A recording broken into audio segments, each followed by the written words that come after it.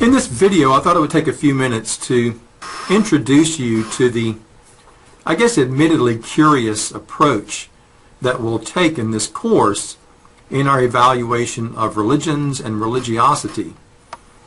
It's called the critical academic approach. I say somewhat curious because it's not an approach that people use in their everyday lives. I mean, generally speaking, sadly, I think people tend not to think very much about their religion. They certainly tend not to be very critical regarding their religion, and they should be, just as they're critical regarding anything else. Why not religion? So what are some characteristics of this approach? Well, first of all, the perspective is generally agnostic. Now, of course, I'm not saying a person has to be an agnostic to do this kind of study, or you have to accept agnosticism. That's not my point. I'm just saying the approach is sort of grounded on an agnostic kind of philosophy. Agnosticism is simply the idea that the individual will neither accept nor reject the existence of God. Another way to look at it is agnosticism is simply the sort of position that we just don't know. Gnosis is from the Greek word to know, and of course you put an A in front of it, you get to not know. So it really, to be honest, I think it's just a very honest, sincere, ingenuous approach to religion, because frankly, we're all human, and one might argue that technically we're all agnostic, since no human knows with a capital K. Anyway, so that's part of the approach. We'll talk more about that later. Also, too, it adopts the perspective of cultural relativism, the general idea that no one culture or religion serves as the standard by which others are judged. After all, if you're going to engage in a productive, fruitful study of world religions, religions from a global perspective, you can't begin that study by privileging one particular religion over the others, particularly since you really can't make a good, sound argument for the fact that, let's say, any one religion, quote unquote, is better than any other. There are 10,500 religions out there, and for the most part, all of the worshipers of all of those 10,500 different religions all seem to be equally happy and fairly satisfied with their faith. So cultural relativism, again, is just another fruitful, productive sort of perspective to adopt, to apply to the study of religions. Another point, religions are looked at as being primarily functional more than anything else. They're finely tuned to a particular matrix of historical accident, dietary preferences, language, customs, etc. So in other words, they're very, very much tied to the culture that produced them. And so for that reason, they tend to be quite functional in their given context. So that's important. So let's keep that in mind. Also, too, this approach is objective. As best we can, we apply the strict, rigorous standards of the scientific method and the way we come to know things scientifically.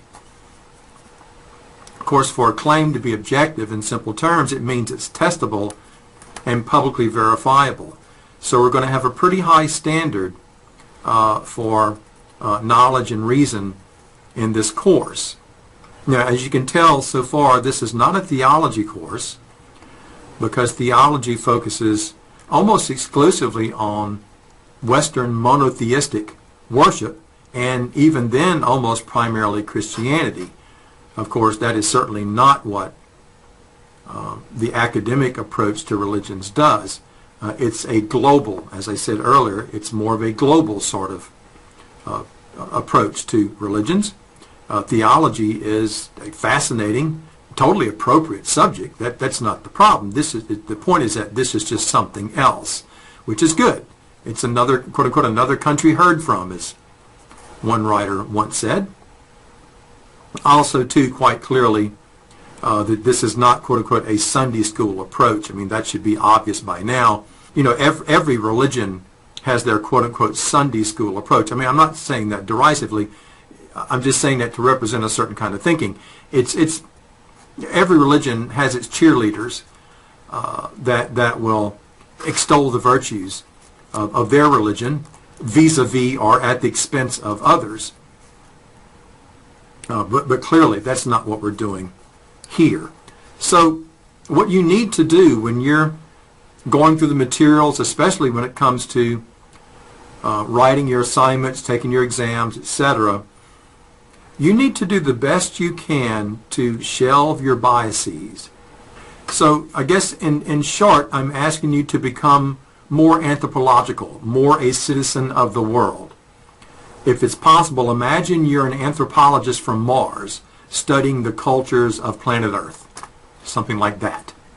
And so, for example, and I want to get to this right at the beginning to keep me from having to repeat it throughout the semester. If you see a question regarding, oh, I don't know, let's say the existence of God is something we're going to take on. That's a classical discussion that's been going on forever, even in seminaries around the world. That discussion has been going on for ages. It's a fascinating discussion. So if the question is the existence of God, in this course, you will never ever start out your answer like this. Quote, well, as a Christian, I believe that, etc. That is precisely what you should not do.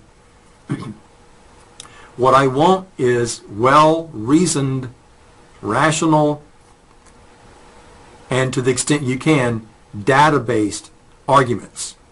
The way you were raised and who you were raised by, if you think about it, is irrelevant and immaterial when it comes to producing data and evidence. Now, if you have data, evidence, sound argument to bring to bear on your position, well, then that's what I want to hear, and that's fine. So please understand, I have no issue with what your religious affiliation may be or whether or not you're religious. Is totally immaterial. I just need you to make a good sound argument. You see the point? So as best you can, please try to avoid that line of argument, because really that's not an argument at all. You're basically telling me, as I said earlier, who raised you and what you were taught. Well, that doesn't constitute an argument. Okay? So keep that in mind.